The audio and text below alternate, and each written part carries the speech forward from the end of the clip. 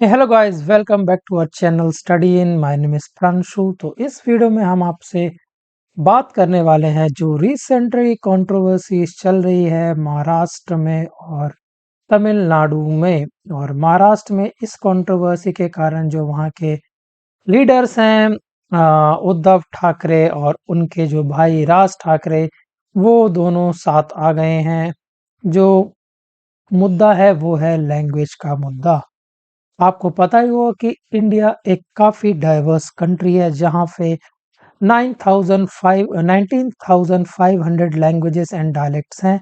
This is as per the 2011 census. और यहाँ पे 22 ऑफिशियली रिकॉग्नाइज्ड शेड्यूल लैंग्वेजेस हैं जो कि कॉन्स्टिट्यूशन में दर्ज हैं। जो ऐसे 22 शेड्यूल जो लैंग्वेजेस हैं जैसे तमिल, मराठी, बंगाली, तेलुगु, मलयाली, असामी, ये इस टाइप की जो लैंग्वेजेस हैं, टोटल 22 लैंग्वेजेस हैं जो कि कॉन्स्टिट्यूशन में जो है दर्ज है। सो अभी जो मुद्दा चल रहा है वो मुद्दा है नेशनल एजुकेशनल पॉलिसी को लेकर, जो कि 2020 में 2020 में लाया गया था सेंट्रल गवर्नमेंट के द्वारा। सो सेंट्रल गवर्नमेंट में जो नेशनल एजुकेशन पॉलिसी लाया, उन्होंने कहा कि भाई ये जो पॉलिसी आई है ये प्रमोट करेगी मदर टंग को अंटिल दी ग्रेड 5। जो फर्स्ट से लेकर जो क्लास 5 5th के स्टूडेंट्स होंगे उनके लिए ये नेशनल एजुकेशन पॉलिसी में जो मदर टंग वाली जो पॉलिसी है उसमें ये प्रमोशन होगा। बट ये इस मुद्दे पे लेके जो महाराष्ट्र है और तमिलनाडु है, ये वहाँ के जो नेता लोग हैं जिनकी पूरी पॉलिटिक्स लैंग्वेज के ही इर्द गिर्द घूमती है।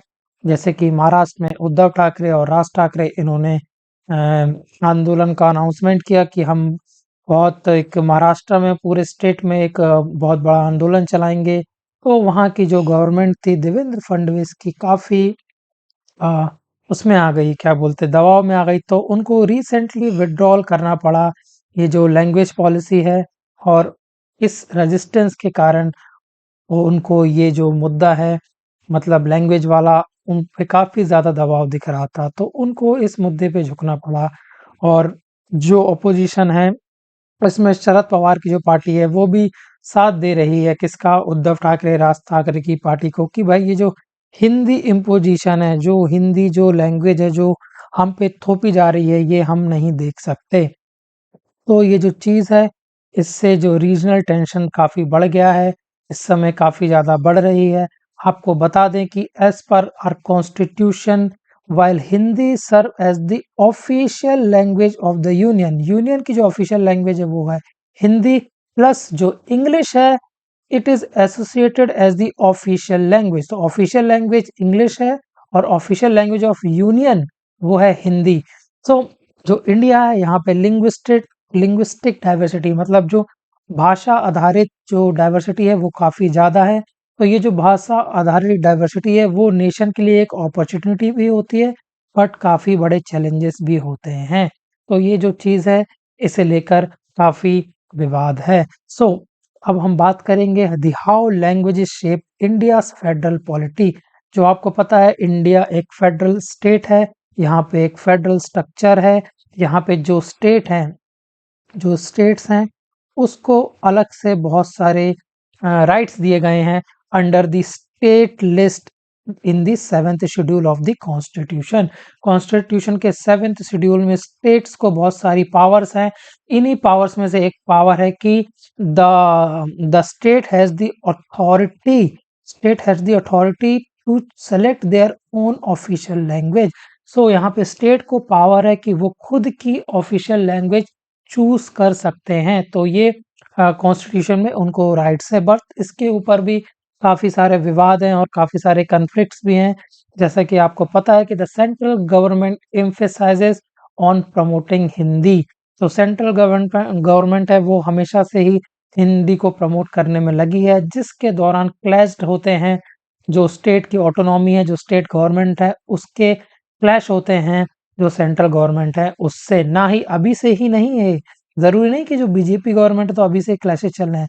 जब कांग्रेस गवर्नमेंट भी थी ना स्टार्टिंग में, तब भी ये क्लैशेस देखे जाते थे। तो इसके दौरान काफ़ी लॉज बनाए गए, काफ़ी फ्रेमवर्क्स बनाए गए।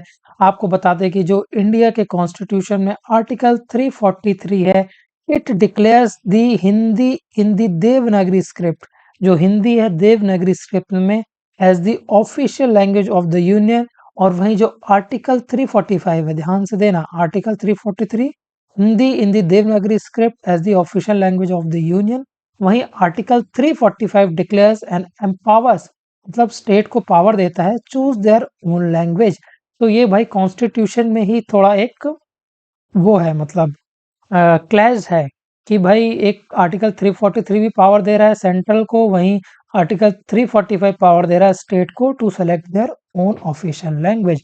वहीं आर्टिकल 351 अर्जेस, मतलब आर्टिकल 351 क्या करता है, urges the union to promote the Hindi for the national communication. वहीं आर्टिकल 351 भी है जो कि हाँ, जो यूनियन है उसको बोलता है कि भाई आपको हिंदी को प्रमोट करना है फॉर द नेशनल कम्युनिकेशन। जो इंडिया है, इंडिया के पूरे नेशनल कम्युनिकेशन के लिए आपको हिंदी को प्रमोट करना है। एंड वही आर्टिकल 29 एंड 30, जो आर्टिकल 29 और आर्टिकल 30 प्रोटेक्ट करता है rights of the linguistic minorities. जैसे कोई भी एक कम्युनिटी है या कोई एक समाज है जिनकी भाषा, जैसे पारसी कम्युनिटी ले लो, इनकी भी कोई भाषा है, सिंधी कम्युनिटी ले लो, इनकी भी भाषा है। तो ये उसमें जो मतलब पॉपुलेशन है बहुत कम है, बहुत माइनॉरिटी में है। तो जो आर्टिकल 29 है, ऐसे बहुत से जो ट्राइब्स भी हैं इनकी खुद की भाषा है। तो आर्टिकल 29 और आर्टिकल 30 प्रोटेक्ट करता है और राइट देता है इन माइनॉरिटी कम्युनिटी को कि आप अपनी जो भाषा है उसको प्रोटेक्ट करके रख सकते हैं। So the three language formula लाया गया किसके द्वारा, इंडिया गवर्नमेंट के द्वारा, जो सेंट्रल गवर्नमेंट के द्वारा जो नेशनल एजुकेशन पॉलिसी है उसमें, which design to foster national unity. उन्होंने कहा कि भाई इससे नेशनल यूनिटी आएगी। And mandate that student learn three language, और इसमें मैंडेट किया गया कि जो स्टूडेंट्स हैं सारे स्टेट्स के, उनको 3 लैंग्वेज लर्न करनी पड़ेगी from class first to class 5th तक। सो आइडियली कौन-कौन सी लैंग्वेज इंक्लूड करेगी इसमें, हिंदी और इंग्लिश तो है ही, प्लस रीजनल लैंग्वेज। जैसे जैसे कि महाराष्ट्र है, वहाँ पे आपको हिंदी, इंग्लिश प्लस मराठी पढ़नी पड़ेगी। तमिलनाडु में हो गया हिंदी, इंग्लिश प्लस तमिल। ऐसे इस एजुकेशन पॉलिसी में ये जो 3 लैंग्वेज फॉर्मूला लाया गया सेंट्रल गवर्नमेंट के द्वारा। So this policy however faced strong opposition, काफी ज्यादा स्ट्रॉन्ग अपोजिशन आया है from the non Hindi speaking state, where it is seen as the imposition rather than as inclusive educational tool. तो ये जो इस चीज को, जो अपोजिशन पार्टी है वहाँ की, जो वहाँ की जो पार्टीज हैं जिनकी राजनीति ही लैंग्वेज आधारित है, उन्होंने इस चीज को एक एज अ थ्रेट देखा और बोला गया कि भाई ये तो हम पे हिंदी थोपी जा रही है एज अ एजुकेशन टूल। समझ रहे हो? So this constitutional and policy framework plays a key role in shaping India's linguistic language politics. तो इंडिया में पॉलिटिक्स रिलीजन के आधार पे भी होती है, धर्म के आधार पर, जाति के आधार पे भी होती है। और बहुत कम लोग भी जानते हैं कि जो साउथ वाले जो रीजन है पूरा, वहाँ पे जो पॉलिटिक्स जो होती है वहाँ पे लैंग्वेज के आधार पे बहुत बड़ा मुद्दा है लैंग्वेज का साउथ में। हाँ, जो नॉर्थ के स्टेट्स हैं वहाँ पे उतना बड़ा मुद्दा नहीं है ये लैंग्वेज का, वहाँ पे लैंग्वेज का बहुत बड़ा मुद्दा है। तमिलनाडु में तो एक बार सरकार ही पलट गई थी इसी मुद्दे पे। So from anti Hindi protest to policy battles, जो टाइमलाइन है हिस्ट्री से लेकर करंट तक मैं आपको बताऊंगा कि कैसे ये जो मुद्दा है अभी से नया मुद्दा नहीं है, बहुत पुराना मुद्दा है। So the resistance of Hindu imposition deeply has historical roots. भाई ये जो रूट्स है इसके हिस्टोरिकल रूट्स आते हैं कहाँ से, आते हैं तमिलनाडु से आते हैं।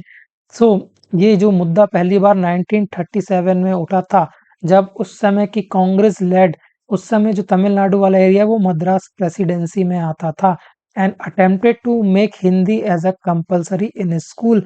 वहां पे उन्होंने एक ऐसा लॉ निकाला और कहा गया कि जो हिंदी है वहाँ हिंदी एक एज अ कंपलसरी लैंग्वेज होगी स्कूल में।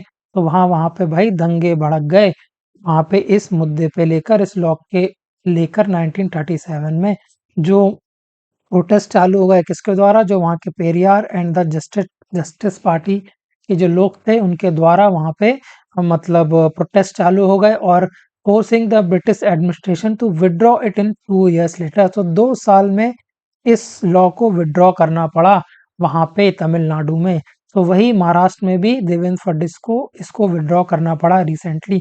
सो आफ्टर आप ये देख रहे हैं कैसे हिस्ट्री में जो हुआ वो प्रेजेंट में भी हो रहा है, तो कैसे पास्ट और प्रेजेंट दोनों ही कनेक्टेड हैं। तो इतना ज़रूरी है इतिहास जानना। So after the independence the issue reassert in 1949। फिर 1949 में फिर से ये मुद्दा उठा, कब? जब ड्यूरिंग द कॉन्स्टिट्यूशन असेंबली, जब संविधान असेंबली की डिबेट चल रही थी, बहस चल रही थी, तब भी ये लैंग्वेज का मुद्दा उठा। आपको बता दें कि जो इंडिया में जितने भी स्टेट्स हैं उनकी जो बाउंड्रीज हैं वो जो डिवाइड की गई है ना, वो डिवाइड की गई हैं लैंग्वेज के आधार पे। जैसे तेलंगाना हो गया, महाराष्ट्र की जो स्टेट बाउंड्रीज हैं वो भी, तमिलनाडु की जो बाउंड्री है वो तमिल के आधारित, जो मलयाली स्टेट्स लाइक केरला उसकी जो बाउंड्री है वो डिवाइड की गई है लैंग्वेज के आधार। बंगाल हो गया, ये सब लैंग्वेज के आधार पे डिवाइड की गई हैं इनकी बाउंड्रीज। पहले जो नागपुर है, आपको बता दें कि नागपुर है वो आता था पहले मध्य प्रदेश के अंदर, बट जो नागपुर है वहाँ पे बोली जाती है मराठी। सो इसके कारण अब ये नागपुर इसको हटा के कर दिया गया महाराष्ट्र में। सो ये सब हुआ है पास्ट में। So the again in 1965 violent riots break out in Tamil Nadu. 1965 में बहुत बड़ा वॉलेंट रॉयट्स दंगे चालू हो गए थे तमिलनाडु में over the decision to make Hindi the official sole language. So Hindi को ऑफिशियल सोल लैंग्वेज बनाया जा रहा था, तब खतरनाक प्रोटेस्ट चालू हो गए तमिलनाडु में। So this event led assurance of the central government that English would continue as the link language. तो सेंट्रल गवर्नमेंट को इंग्लिश को एक हमेशा एक ब्रिजिंग बैरियर बना के रखना पड़ेगा with the states of south and the other states like Bengal, Punjab. So English एक एज अ कनेक्टिंग और एज अ लिंकिंग लैंग्वेज काम करती है सेंट्रल गवर्नमेंट और स्टेट गवर्नमेंट के बीच। जो द्रविडियन मूवमेंट चला था, आपको बता दें कि जो द्रविड़ भाषा को लेके, जैसे कि तमिल हो गई, इसको लेके जो पॉलिटिकल पार्टीज, जो डीएमके पार्टी है वो खड़ी ही हुई है किससे? जो द्रविडियन मूवमेंट है, जो लैंग्वेज का मूवमेंट है उसके द्वारा।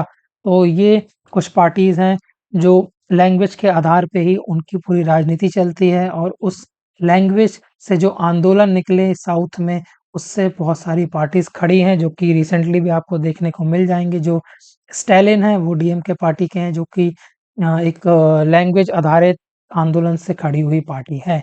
So language, culture and identity, आपको बता दें कि जो लैंग्वेज है, भाषा, कल्चर और आइडेंटिटी, ये जो चीज़ है ये सब भाषा पे आधारित हैं और भाषा से जुड़ी हुई हैं। तो ये जो हमेशा से कंसर्न होता है तमिलनाडु, महाराष्ट्र और वेस्ट बंगाल की जो स्टेट्स हैं, उनका कहना है कि भाई जो लैंग्वेज है वो बस एक भाषा नहीं है, वो अगर हम लैंग्वेज को प्रोटेक्ट नहीं करेंगे तो हमारा जो कल्चर है और जो हमारी आइडेंटिटी है वो गायब हो जाएगी। अगर भाषा अगर गायब हुई तो हमारा कल्चर भी चला जाएगा। जैसे कि आप देखते हैं कि इंडिया जहाँ हिंदी बोली जाती है, हिंदी मेजॉरिटी स्टेट्स हैं, वहाँ पे अब इंग्लिश का वो देखने मिलता है, मतलब दबदबा देखने मिलता है।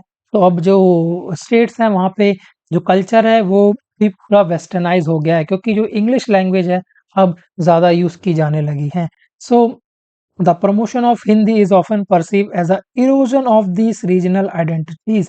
तो यहाँ की जो लोग हैं देखते हैं कि अगर भाई हिंदी सेंट्रल गवर्नमेंट प्रमोट करेगी, अगर हम पे इम्पोज करेगी, तो हमारी जो रीजनल आइडेंटिटी है वो क्या हो जाएगी? धीरे धीरे इरोज हो जाएगी, धीरे धीरे खत्म हो जाएगी। सो उनको ये फीलिंग आता है कि अगर ये ऐसा हिंदी प्रमोशन होगा तो हमको जो सेंट्रल गवर्नमेंट है वो एक्सक्लूड कर रही है, और फिर वो रेजिस्टेंस दिखाना चालू कर देते हैं। सो जो लैंग्वेज की जो पॉलिसीज़ है बहुत देख चुन के और बहुत देख के बनाई जानी चाहिए, क्योंकि ये इम्पैक्ट करती है सोसाइटी को और इक्वालिटी को और इक्विटी को। So non Hindi speakers often face disadvantages in central government and recruitment and national competitive exam. ये भी एक मुद्दा है जो कि हमेशा उठता है। आपने देखा होगा जो नीट का जो एग्ज़ाम है, नीट के एग्ज़ाम में जो वहाँ के तमिलनाडु के जो लीडर है स्टैलिन, हमेशा बोलते रहते हैं कि भाई जो हमारे जो तमिलनाडु के जो लोग हैं उनको जो नीट का जो नेशनल लेवल कॉम्पिटिटिव एग्ज़ाम है, नीट और जेईई दोनों में डिसएडवांटेज फेस करना पड़ता है due to this language barrier. काफ़ी ये मुद्दे उठाए जाते हैं, यूपीएससी में भी ये मुद्दा उठाया जाता है तो ये जो मुद्दा है काफ़ी ये डीप मुद्दा है और ये इसमें सोशियो इकोनॉमिक डिवाइड्स काफ़ी ज़्यादा देखने को मिल सकता है। तो दोस्तों यह था इस वीडियो में। अगर आपको वीडियो पसंद आया हो तो please like, share and subscribe our channel study in.